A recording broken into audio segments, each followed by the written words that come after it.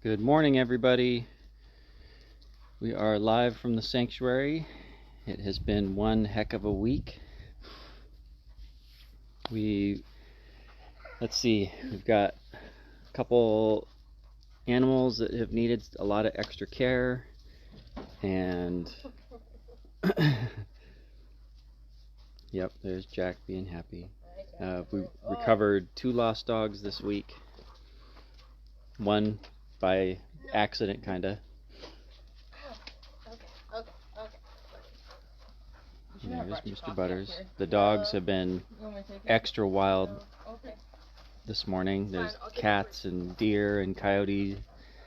Yeah, and Jack is just being a pill. So, yeah. Good morning, Celia. Good morning, Brenda. Great to have you guys. And because it's been such a hectic week and we're all a little sleep deprived, we're going to keep it real casual. So if you guys have questions or want to share a story or anything about what's going on, please do. We could use the encouragement and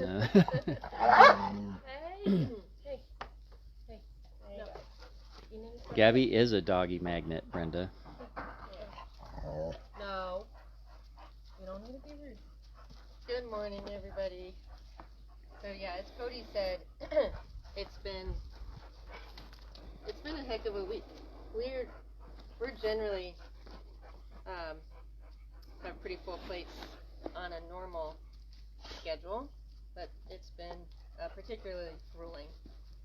So again, bear with us. We are quite exhausted and really in need of this coffee. So we're just going to chat today and fill you guys in on what's been going on in our world and what's happening here. First of all, thank you everybody for the birthday wishes and everybody who donated to the fundraiser. It's super appreciated and super needed and super helpful. Our veterinary bill is our second highest budget item on our budget, and we spend quite a lot of money to keep all of our animals well. And right now we have a lot of aging animals, so some of their healthcare needs are increasing. Daisy, who just walked off camera, has IBD, and so she requires a very special diet, and we have to, that's an extra cost. And Betsy requires special care. We have a very sick pig right now. We have lots of aged animals who need special things like cataplan injections and regular blood work and checkups and things of that nature. So that all gets really expensive really quickly. So thank you guys so much. Everybody here, all the animals here get what they need, and that's because of you guys. So thank you. Yeah. Good morning, Kylie and Anna. Yesterday, and we'll share a post about it, but our pig Rose has been really sick lately, and we're doing fluids, and our vet came out yesterday to check up on her and draw blood again. But one of the things we tried was a kind of appetite stimulant, and that shot alone was $400. But there's, we have to try those things to see if it's going to help her. Yeah, Serenia for a 600-pound pig costs a little more than it does for a 70-pound dog. Mm-hmm. It's quite expensive. The large animal vet care is quite expensive. So thank you guys. Rose is improving. So she's she was in a renal crisis, and we don't exactly know why. A lot of things can trigger kidney disease or a kidney crisis. And unfortunately, in large pigs, there is not a ton of great information out there. Most pigs don't make it past a certain age. So a number of things could have triggered it. It could be an NSAID, an anti-inflammatory drug that she had received, or any other number of things. So the good news is, as of yesterday's blood work, her kidney values have improved pretty significantly. So that's great. Not only are we moving in the right direction, but we made good progress. So Cody's sleep deprivation has paid off. He's literally over there every hour to two, including middle of the night to keep Rose hydrated and well. So sanctuary work is not for the faint of heart, folks. No. It's all consuming. Good morning, James. So Rose is improving, and that's been a lot of effort. It's also really hot here, so when you have a pig who's severely dehydrated in a kidney crisis, the heat poses its own unique challenge. So, and they don't always cooperate. When a 600-pound pig lays down in the sun, getting her to move to the shade isn't super easy, especially without causing distress. So sometimes it means leaving her where she's at and quickly putting up some shade around her or things of that nature and hosing her off and making sure she's cool. It's just constant work and constant monitoring. Anna said, glad Rose is feeling better today. Expensive but worth it. Thank you. We agree. James asked or told me I should share some coffee with the puppy. No, James. Yeah. When you come down here to take on puppy babysitting duty, we'll give him coffee. Not until. Jack needs no encouragement. I think he meant Red because she was sniffing my cup. Oh, with Red? Yeah. Red deserves I'd coffee. let her have some coffee, but she decided against it. Hey, Crystal. Red's Good morning. Red's probably like a chai kind of girl. Mm-hmm. Maybe like that mushroom drink folks have in the morning now. More into the mushroom drinks, huh? Okay, so what else? While all this was going on, we got involved in a recovery effort for a lost dog in our community, and it was a little bit by happenstance. I happened to see a lost dog alert on social media, and he looked a whole lot like a dog that we had adopted out, who was a very skittish, fearful dog. So I saw his picture and kind of dug into it real quick to see, is this our dog? It wasn't. But the details indicated that this was a dog who was really, really, really fearful of people. I mean, you can't touch him. He's that level of fearful. Wants zero to do with people. Was a street dog in Kern County. Probably lived his life on the streets. Got picked up by animal control. And you can't touch him. So he got adopted through a local agency about an hour north of here. Wonderful agency. Colleagues of ours are fantastic. They did their due diligence in their adoption counseling. He loved the adopter's dog. Gave the adopter all the rules. Unfortunately, on the drive home from adopting the dog, the adopter stopped to visit family. And attempting to get the dog out of the car, he slipped out of his slip lead and bolted in an unfamiliar town with an unfamiliar person, and being a dog who won't come to anybody. So that, we've talked about this a couple of weeks ago when we talked about flight risk dogs. We also talked about this last week when we talked about what to do on the first days going home with a new dog and what not to do. One of the golden rules is you never stop anywhere. You don't go to Petco, you don't stop and visit friends or family, you go straight home. Because even the most balanced dog is probably a little stressed.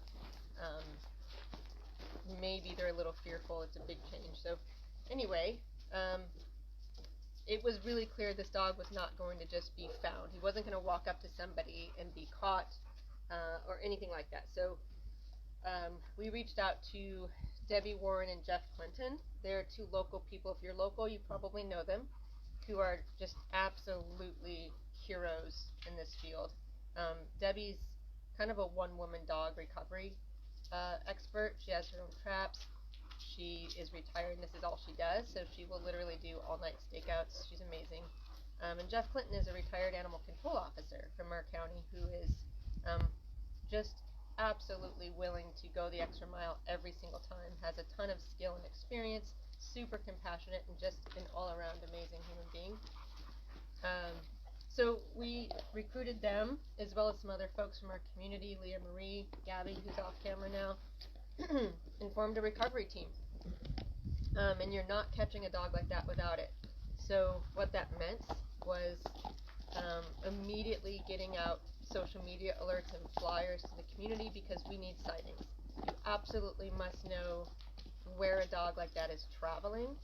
Typically, they will have patterns. They're not just running randomly all across town with no with no pattern to it. They'll typically find an area where they feel sort of safe and comfortable. They probably have a sleep spot. They have places they're seeking out food and water. And getting sightings with exact locations and times of day helps you establish that pattern. And literally, you go into Google Maps and make a sightings map with the date and the timeline. Once you have that information, it starts to become clear what the dog is doing day to day and what their patterns are. And that's when you can actually start to formulate an effective recovery. Oh, sorry folks, we're going to have some noise here. It looks like we have a delivery. Everybody's going to get loud. Guys, come on. Bear with us for a moment. We're going to pause for just a second.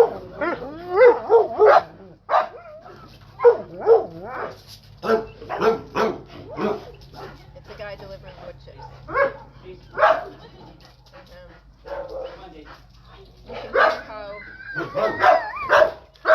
You can hear how stranger danger dogs react to a stranger driving onto their property. Okay, so I think that's a little better. Maybe not. I'm gonna close this one. Okay. Apologies for that. It does feel a little par for the course for this week, though. Yeah. It's been one surprise after the next. That was not a scheduled delivery, by the way. That was a surprise. So again, apologies. Hang with us for a moment. We'll resume when it ties up.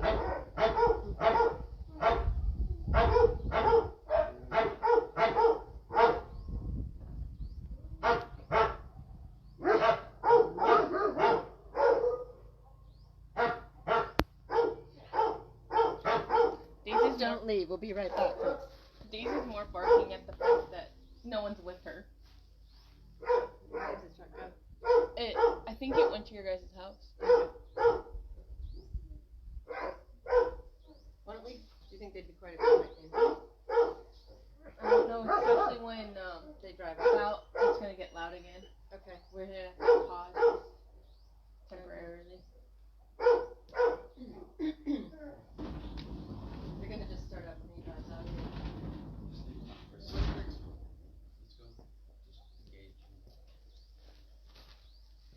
Okay. Alright, guys.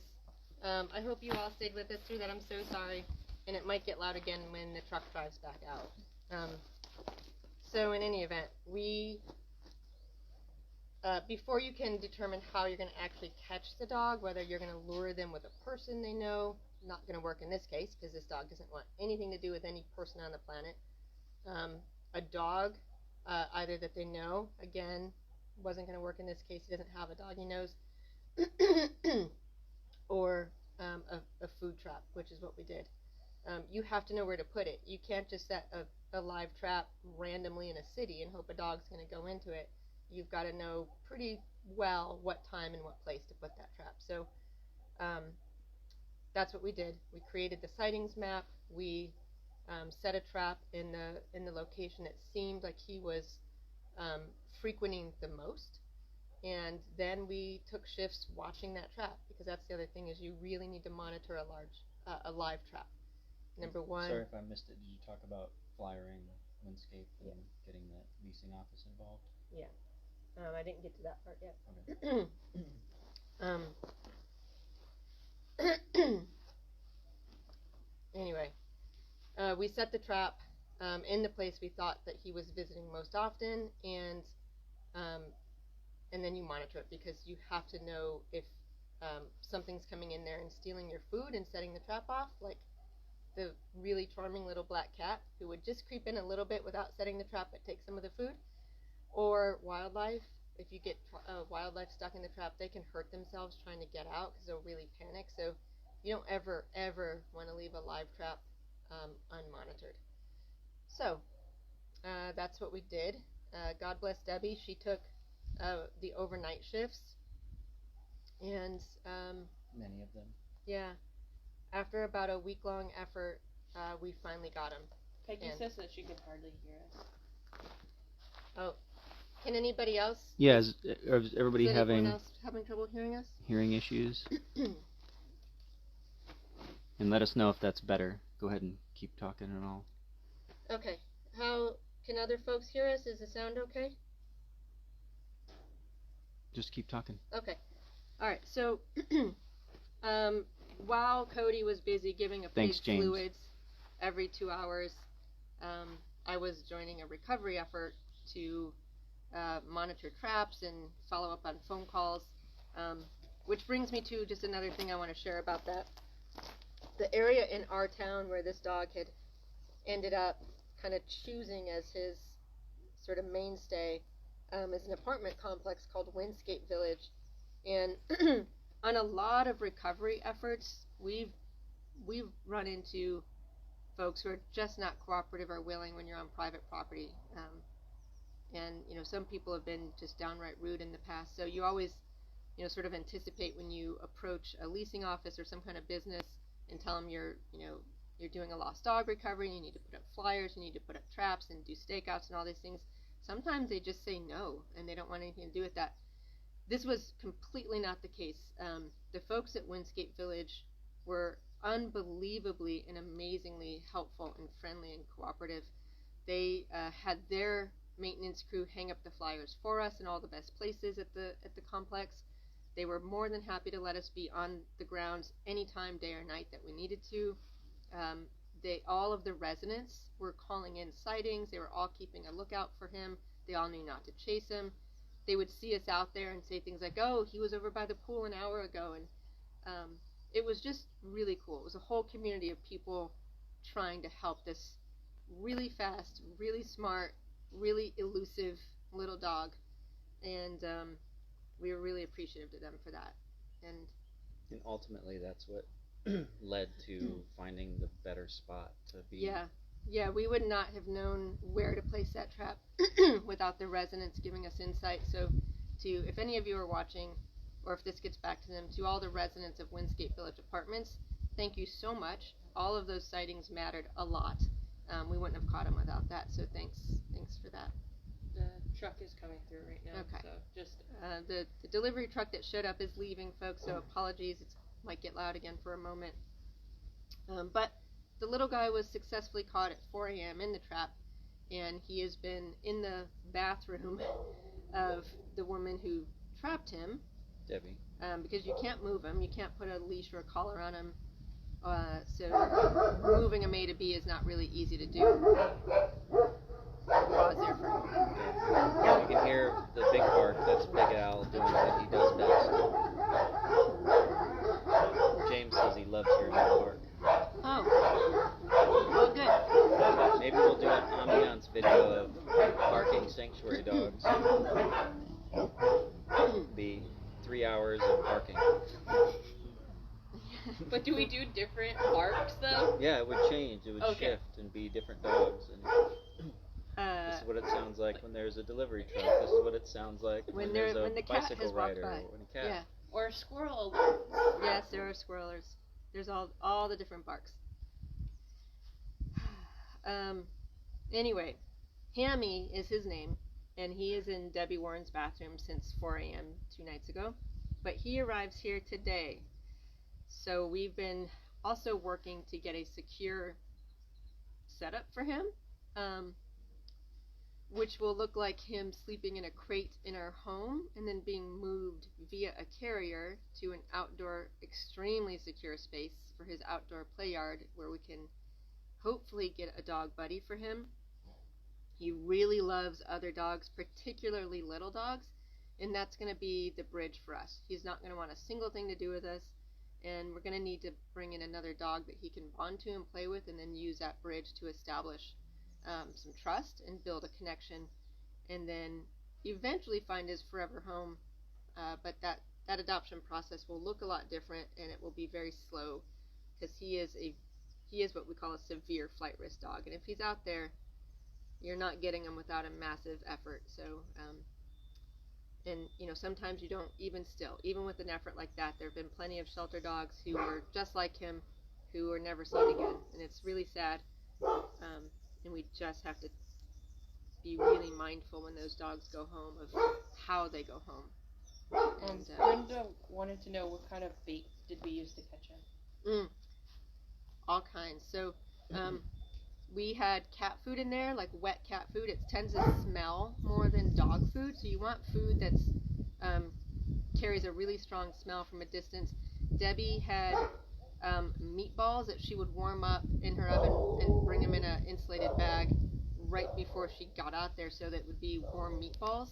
We had beef stew, and we had Whoppers from Burger King. And part of it is that Burger King was right next door to the apartment complex, but we also learned when we were buying the Whoppers that he was stopping there early in the morning. He would make a round past Burger King. And the people on the window would see him go by and kind of hang out for a minute. Yeah, so the whole community there kind of knew him, and Brenda asked what his history was, and it seems like he was a street dog in Kern County, and then got placed at Woods Humane. yeah, he was transferred to Woods Humane, again, wonderful local organization up in San Luis Obispo, from Kern County, where he was probably brought in. I have no idea how. With other strays, there's a lot of street dogs in Kern County that are just kind of living semi-feral lives. So his history was just, probably being top street dog out there. If you see him, and maybe on next week's live, maybe we'll be going live with Hammy, but he definitely seems like he's that little dog who's probably running the show, right? He's not big, but he's probably got everybody else under his thumb. He's smarter than all the other dogs, and he's got lots of charm and charisma and smart. So, frankly, he was probably living his best life, but it just wasn't safe for him.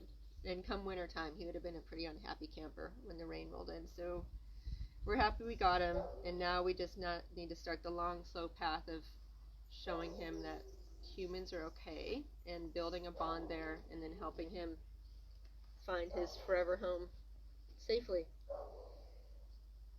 So if you're just joining us, we're doing a real casual Friday. We're pretty exhausted, to be honest, so but we're going to tell you more stories from the week, and if you have questions, please ask. We'd love to answer them.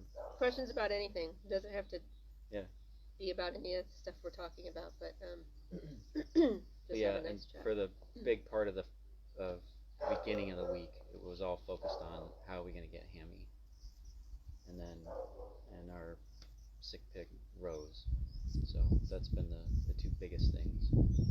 But yeah, the other kind of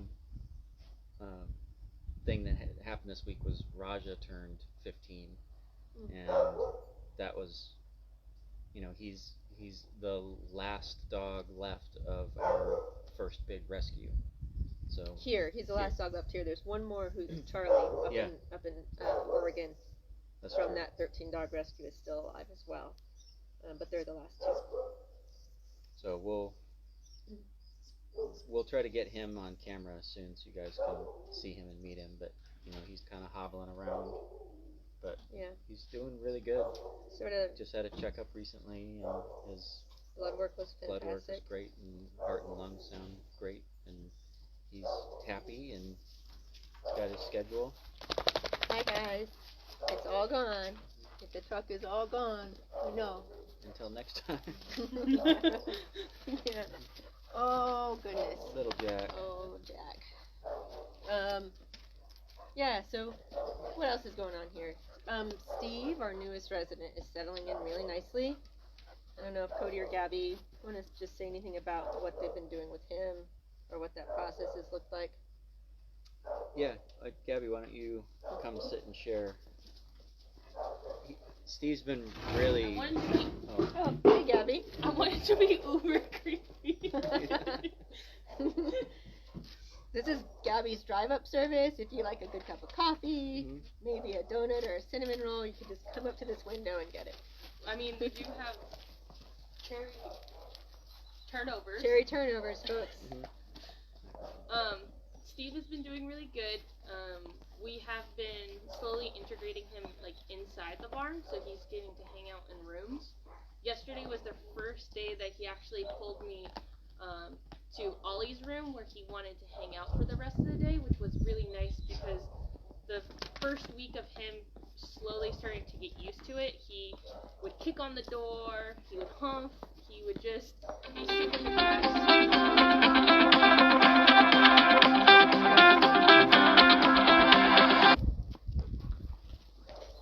We're so tired we forgot to turn the ringer off our phone. Well, I had left it on for Leo, which we should talk about.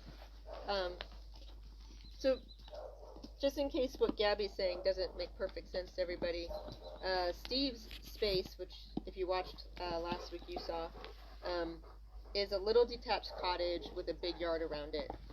But his fence line doesn't touch any of the other fence lines, so he can see dogs in the distance, but he doesn't have immediate neighbors. And all of our rooms that are in the barn, which we showed you on our first live, their runs actually touch each other, so the dogs can be really social with their neighbors. And one of the things we like to do with new dogs is bring them into one of those rooms while the other dog is out, so they can meet dogs through the fence line, and we can start to see if there's a dog here that they might want to be friends with. So Gabby's been taking Steve to Ollie's room because that makes him neighbors with Betsy, and letting them kind of meet through the fence to see if they might eventually be, walk buddies or friends or something like that. So that's why that kind of thing happens. Yeah, Steve is definitely playing hard to get with Betsy, and Betsy's already oogling him for sure. Oh, so it's working. Yeah, So I mean, she's definitely smitten. He probably could care less, to be honest, but she's very smitten about him. So that's a turn, because in the shelter, all the ladies that Steve liked, particularly Stoney, who he was in love with, didn't give him the time of day. She was in love with Flint, a different shelter dog, and he was in love with her. So this is a change. Betsy's smitten with Steve, and Steve doesn't care. James, Betsy was Bones's buddy way back when. Yeah. And James asked if there are any funny stories with the dogs this week. Funny stories. I don't know.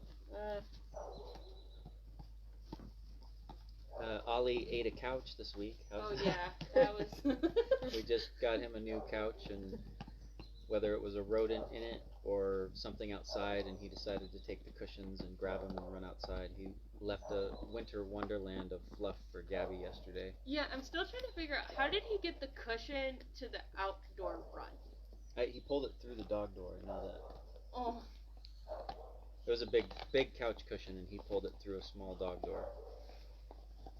Pretty entertaining. So, in terms of doggy, like, soap opera conversations here, we'll just do some little sanctuary gossip. So Betsy, who we just learned is kind of in love with Steve, Gabby also took her to meet Big Al through the fence to see if he could have a buddy. And the thing about Big Al is he is socially awkward with everybody. People, dogs. He's kind of that guy who doesn't know his boundaries or personal space, so he'll come right on up and like kind of stare at you and talk to you real close, and then maybe give you a big old hug when you didn't ask for it.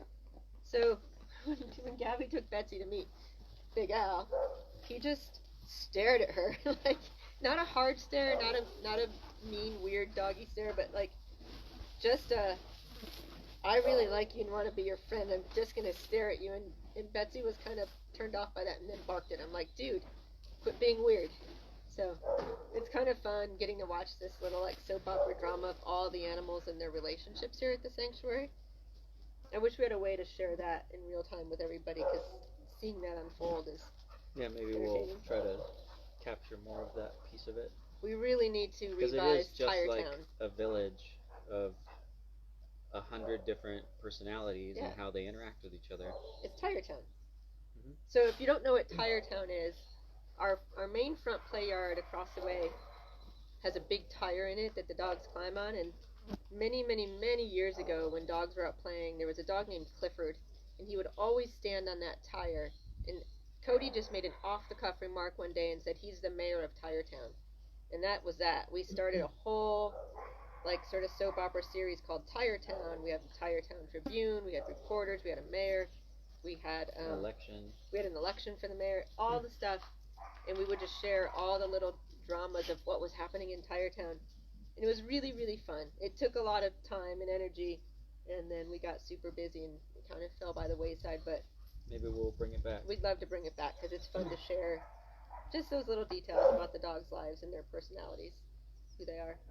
Your mom asked how the pig is and any results back for JoJo. And pig is improved, and we'll do probably a post with more in-depth information, but she's making progress. We're definitely not out of the woods yet, and we gotta get her to eat a little bit more. And JoJo's blood work came back great, but we're waiting on cytology. She went to the vet yesterday to get a lump looked at, and we had to take a little sample and send it off to the lab. So probably won't be back till tomorrow or Monday, but we're hopeful it's nothing aggressive. And then my mom asked for an update on Little Bear. Oh boy. What can I say about Little Bear? And Jamie and James both said they loved Tire Town. Oh, thank you. We'll definitely try to bring that back. Little Bear's doing great. He still hasn't moved to his new home, but that's just our inability to make that happen yet. And by new home, we mean his new home here on the sanctuary. So he's still living in our camping cottage way in the back acreage. I still sleep there every night. I've been basically living there since end of April. And he's just getting softer and softer and more comfortable and trusting me enough to listen to me when his instincts tell him otherwise. So he in the beginning was really reactive to everything, every noise, every sound, and he still is. And he's also starting to be a little bit protective of me, but he will also listen to me. So if he hears something outside of the fence and runs to the fence to bark at it, I can call him and he comes running back to me. And that, I didn't train him to do that, or maybe I did, depending on how you define training, but that's just our relationship. We've just built trust. He knows that A, he knows I'm not going to hurt him, but B, he knows that I have his best interest at heart. And for anybody watching that doesn't know who Little Bear is, why don't you start over real quick? Little Bear is a dog who came into our local shelter. I won't share a ton of detail about the circumstance because, to be honest, we don't really want his previous owner to know he's here, so you may never see him on camera. But he was in a bad situation, a criminal situation, and maybe was being used for some nefarious purposes. But he also was a dog that you couldn't touch or get near, except he wasn't a little chai weenie. He's a decent sized piggy, and he's been pressured so much in his life that he's resorted to using his teeth as a first choice. Yeah. So he ended up with a couple of bites on his record while in care at the shelter, and not through their fault. The shelter staff worked really hard to help him, and a couple of people actually made some progress. Z and Kevin, big shout outs to them. But when he gets really pressured, and that was really easy for him to feel pressured, he will absolutely bite, and he did. And so he was not a dog who was safely adoptable to the public, so he came here. And when he came here, I didn't have a relationship with him, and he just had to be loaded into my van. And I drove the van into a space, a yard, that had a cabin in it. He got out, he ran into the cabin, and then would not come back out. He hid under the bed for days and would just growl at me if I tried to go in. So we've been on a road together, he and I. That first night I started sleeping in that cabin with him to start to build a bond, and eventually he came out from under the bed and would sleep on his bed and not growl at me. And then a few nights in, I went to get in bed one night, and he was already in the bed laying there. So I said, okay, here we go. Guess we're starting this relationship. So it's just been a long process of first establishing a very baseline of trust and comfort, and showing him that I wasn't going to pressure him and that he did not need to use his teeth with me. And then his communication came down even further to where he learned he didn't need to use a growl. And from there it progressed to not needing to be stiff-bodied and nervous. So all the ways that dogs communicate that they're uncomfortable or stressed or feeling pressured or afraid, those things all started to come down and melt away and soften. And now he and I have a very easy relationship. We can wrestle, I can bear hug him, I can touch his paws, I can do anything I want to him. He sleeps right next to me every night. He's really comfortable with me. He trusts me. But that's still the very, very, very basic beginning foundation for this dog, because if I'm in there, for example, and Cody comes back, he is exactly who he used to be. He'll hit the fence hard. He's growling and snarling and lunging. So he's not a dog who decided to trust me and then generalized that to the world. That's going to be a long, slow process to show him that, no, it's not just this one person that's okay. We need to start to generalize that, and that is not a quick thing to do. We will get there, but it will be long and slow. He's got a big road ahead of learning, or maybe unlearning whatever it was that traumatized him so much from his past. And we've done that a lot with a lot of dogs here, but it hasn't taken this long before, and we knew that going in, that Little Bear was a real special case where it was going to take a lot more time, a lot more of an investment, and a lot more of a environmental structure for him to figure out how to unlearn that stuff.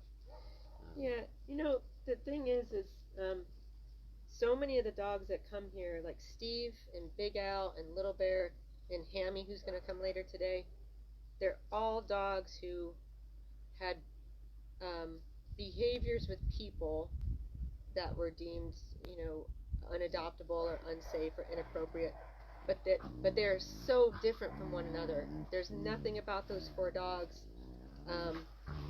that's similar. So there's no like blueprint approach. We can't say, well, this is what we do. This is what we did for Big Al, so it's going to work for Little Bear. It really is stepping back and letting the dog show you who they are and what they need to feel okay. Because for Big Al, it was just that he just expressed what he needed in an awkward way, and that intimidated people. And then when people got nervous, it made him nervous, and he needed the time and space to be able to decompress and then be able to express appropriately how he was feeling. Yeah. With Hammy, I suspect it's probably just Jack. Jack says, no talking about Hammy, talk about me. It's probably just a matter of typical street dog where he's just completely unsocialized. He's never had a relationship with a person, and therefore it's kind of scary. Sort of like Jackson and Riley.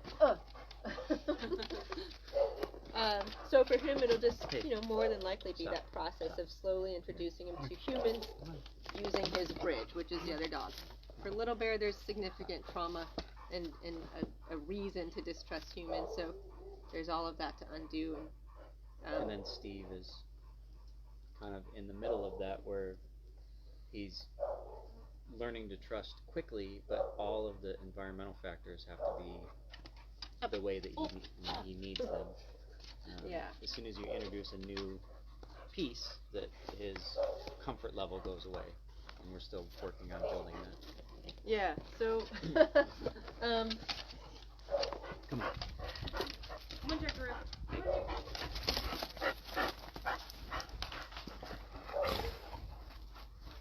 it's kind of a... James says enough talking, Joe, more cuddles. Right? That's exactly what Jack said. Hey, your mom says fashionable shoes you got. Me? Yeah. It's my muck boots. I am here fresh from the pig pasture, so... It's ranch chic. Yeah. Sorry. Maybe it'll be a new trend. I actually need a new pair. They're getting worn out, and I felt something get in the bottom this morning, so they're not really functioning muck boots anymore. Should we get you the Croc ones? No, I don't want Crocs. Gabby wears Crocs everywhere. She wore Crocs up to the Pacific Northwest in the winter in snow on a dog transport. She's got Crocs, Croc sandals, Croc shoes, Croc boots. Croc boots. She's a She's the Croc queen. Crocaholic. Crocaholic. All right, folks, you can see that the brain function is. We're running on fumes here. Yeah. Yeah. Anyway. Perry, we will actually go live from the pig pen one of these times. Yeah, we just have to make sure that the signal will stay because it's really unreliable from my phone. I don't know about yours, but if I move a hair in the wrong direction, it drops. Yeah.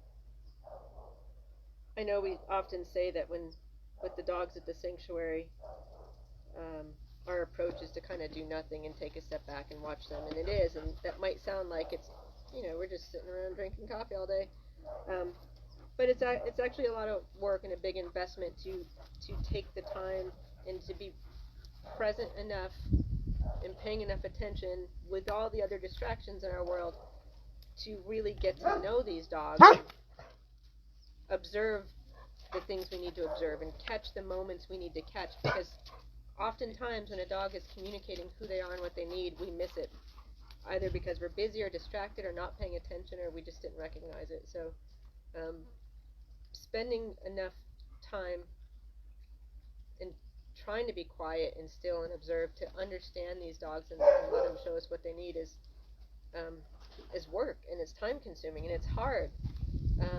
It's hard to balance all the things you need to do to run a nonprofit and to run a sanctuary and to keep everything running well and everybody healthy and everybody happy, and also be able to take a step back and quietly observe these animals and what they need. And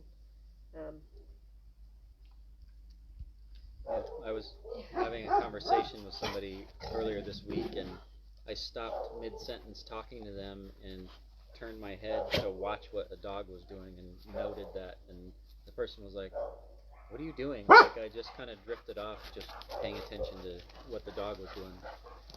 I think I'm going to have to relearn how to socialize with humans. Yeah, I was just going to say the same thing. If there's ever dog behavior happening around me and you're talking to me, you're probably going to lose my attention for a moment because I'm going to cue in on what's going on with the dogs. Perry said she'll be home for Hogtoberfest, so yay! we could definitely go live for that. Maybe let's try to do it on a Friday. So Hogtoberfest is something we do every October. We have a big volunteer work day where we go into the pig pasture and do some kind of project and some cleanup and groom piggies and have apple cider and donuts, and it's really fun. So we'll try to make that one of our Friday lives, and if you can't be here, you can at least enjoy our piggies vicariously. And James asked how we're doing in regards to any wildfires.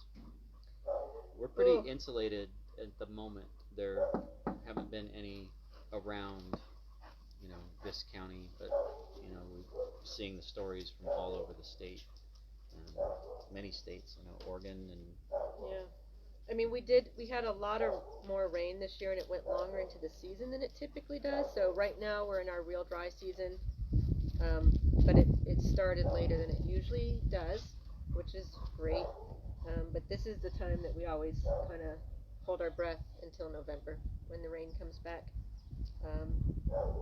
But it's also been a fairly mild summer, so we're cautiously optimistic that we're going to make it through another season without any fires. We definitely don't want to have to evacuate this place again. We did that in 2014. Evacuated the whole sanctuary. Jack just likes the sound of his own voice. He does. I don't know what he sees. Nothing. Probably sees a butterfly that he's working at. Yeah.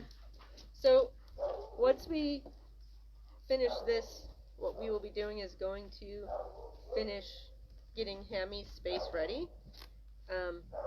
which is actually going to take the better part of our day. We need to go to Home Depot and get some parts, and we need to kind of sort of construct something, and it's going to be all consuming. So that's what happens. We weren't at any point planning on bringing in another dog to the sanctuary. We were fuller than full, but where's a dog like that going to go? He needs time. He needs to be able to build a connection with people. He is, again, a very severe flight risk. You can't put a leash on him.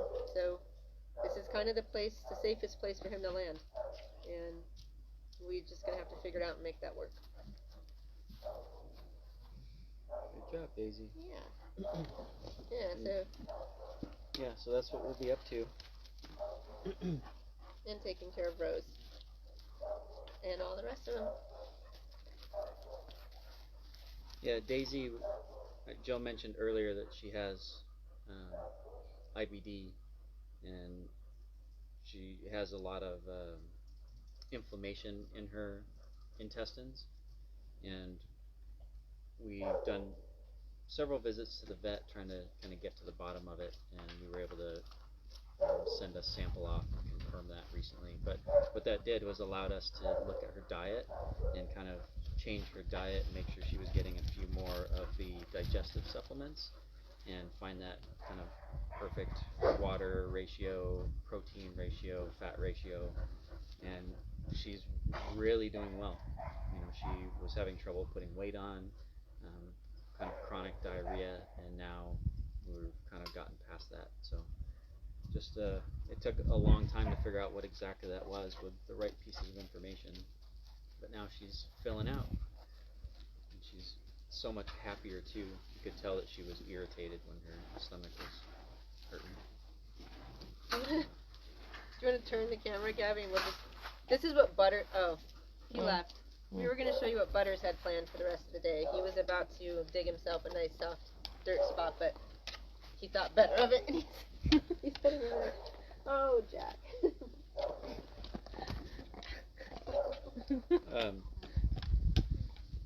Kylie asked, we talked about Raja and mentioned how he bonded with Nessa, who is extremely dog aggressive, and she found that really interesting.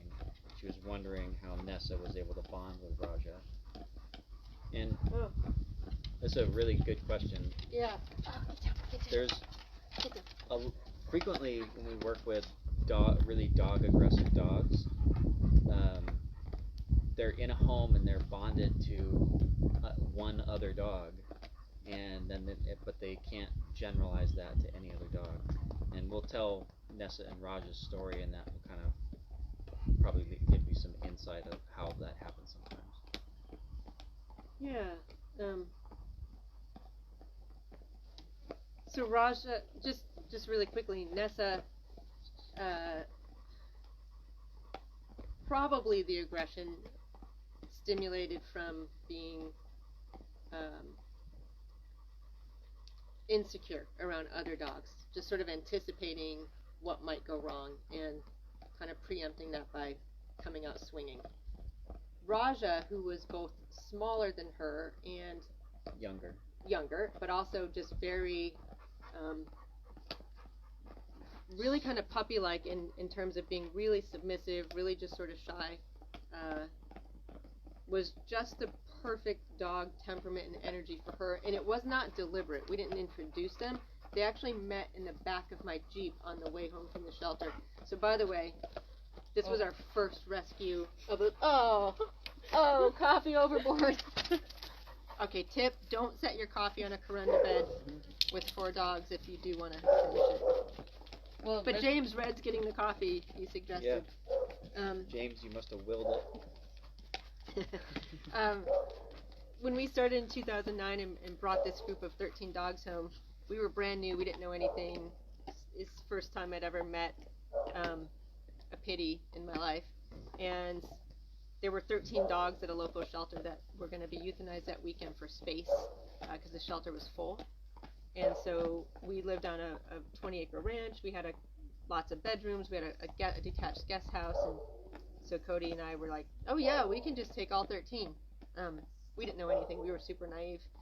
And so we went down to LA with 2 cars and loaded up 13 dogs who didn't know each other. 2 cars, only 1 crate. Yeah, it was like a clown car with dog heads everywhere, and I think the only reason that happened safely and that there were no dog fights in the back of my Jeep on the 405 freeway is that all the dogs were like, she's crazy. I don't know what's going on, but just be quiet and be still. So we got home safely.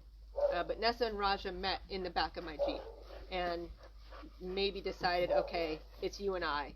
This lady's crazy. We don't know what's going on with these other dogs, but you and I are going to just stick together. Nessa was the one dog crated, by the way. So from that moment when they came home, they were just completely bonded. And we did try to introduce Raja to potential adopters, and he would just tuck He was tail. so afraid of everybody except Nessa and Jill and I that we had guests come over. He was barking and growling at them. Oh, I think it took my mom, who came over frequently, years before Raja would let her touch him. You had to really earn it with Raja. If he came up to you and sought out affection, it was sort of a badge of honor. You were in the club, so they stayed. But that's, that was something that just sort of happened on its own, and it turned out, Kylie, that they were just the right personality. Nessa made Raja feel safe and protected and comfortable, and Nessa didn't feel threatened by Raja. So And he it was was kind of that probably perfect only pairing. like 7 months old, 8 months old. Yeah, So was he young. still had that kind of puppy energy, and Nessa was probably 2. And they just immediately connected. And Nessa was able to learn how to be with the rest of our kind of pack. And so there were 7 dogs at that time that all lived together, and they slept in a crate. Raja and Nessa slept in 1 crate together because we identified that bond right away, and they just slept in our bedroom like that. But Nessa had a hairline trigger, so if anything was off or something outside, kind of scared or spooked her, Anything. she would just Take it out on the dog next Yeah, to she her, would except panic. Raja. Yeah. Yeah, so she was, we had to manage her dog reactivity very closely. very carefully. She wasn't a dog that we could have safely adopted out. And that worked out for Raja. He and Nessa just had a beautiful lifelong relationship. And they both taught us a whole lot. I mean, Raja was our first stranger danger dog. Oh, one of these days soon, we'll go live with him and tell you the great story of his escape and how we recovered We him. mentioned it in the lost. Did we? Yeah, flight risk dog. Oh. But Yeah, so he was our first stranger danger or flight risk shy dog, and Nessa was our first really, really dog aggressive dog. So they taught us a lot, and every dog after them since has taught us even more. And I would not put 7 strange dogs in my Jeep Blues again. no. Perry asked how Dudley was. She was sharing his story at work the other day. We got an update maybe 6 months ago, and he's still living the dream life. And there's grandbabies in the house, and he is just Mr. Babysitter. He just loves his family, and his family loves him, and he gets to go. I think he gets to go to work sometimes with Dad in an insurance office, and he's just kind of the most special little underbite bear that we've ever come across. Yeah. But he's doing great. Brenda loved the clown car reference of all the dog heads. Yep. And Clarissa said, "Hi everyone, she needs some coffee." I'd offer to share mine, but it got dumped on the veranda bed. It's going to be a 2-pot kind of day, that's for sure. And your mom said Neil misses the Kong on the head from Nessa. Yeah.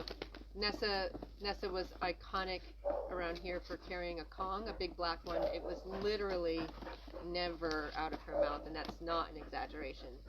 It was like a truly pacifier. carried it everywhere. She didn't move without a Kong in her mouth. It was like a pacifier for her. And her greatest sign of affection, and this is a almost 100-pound dog.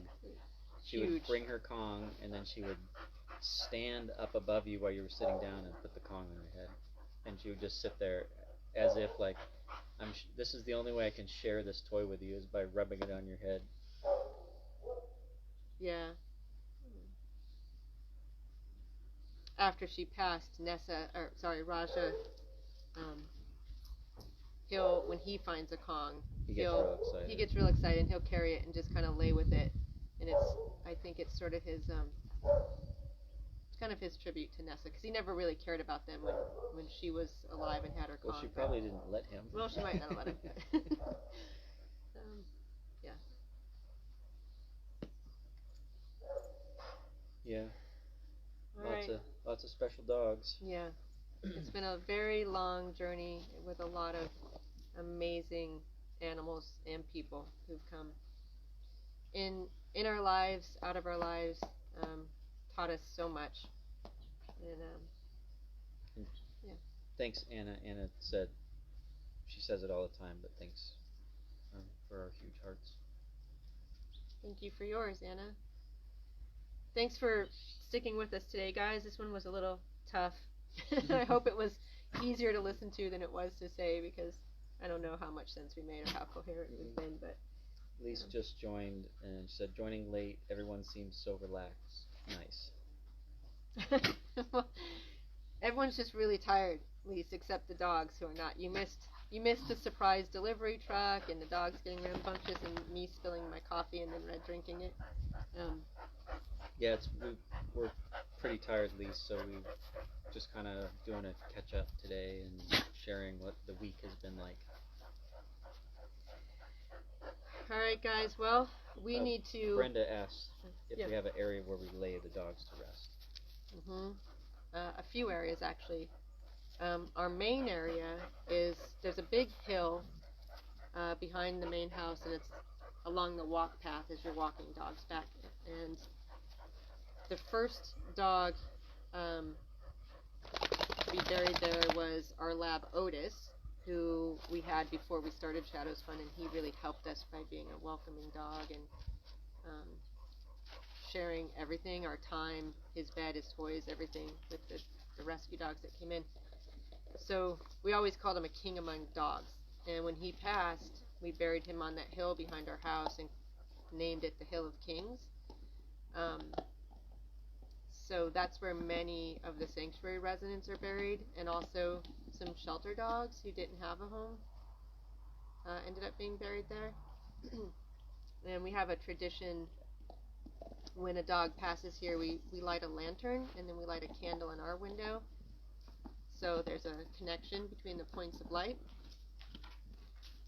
But there's also some other spots on the ranch where we've got friends buried if that dog had a particularly favorite spot. So some of our, like Buddha, for example, who did not like to leave his space. He loved it, and he was sort of the watchman of the barn, and he would patrol up and down the aisle. He's buried right outside of the barn doors where he liked to lay in the sun and watch things.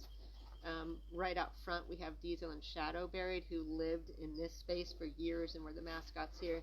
There's some dogs that really love the dog park. And they're buried there. And they're buried at the dog park. So it depends on where they like to be, but yeah, all of our friends are buried here. And thanks, Brenda. Yeah. Yeah.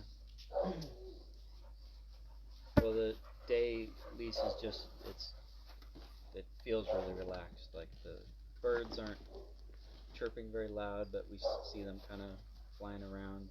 And we have these things called hummingbird moths that are in all the flowers. And they're just kind of fluttering around right now, so it's super chill, which we needed today. Mm-hmm. It would be a great day here if one had the ability to take a nap, get in a hammock, or put your feet up and just kick back, because it is super quiet and lovely. But that is not what's going to happen today. We are going to go get Hammy's space ready for him, and then get Hammy settled in, and that's going to be a process. We'll share some of that with you. Probably next Friday we'll talk about him and meet him. Yeah. I think that's it. Yeah, we're going to go get everybody set. Yeah. We're gonna make another pot of coffee at some point. Probably. Yeah. All right. Have a great Thanks. Friday, everybody. Thanks for joining us.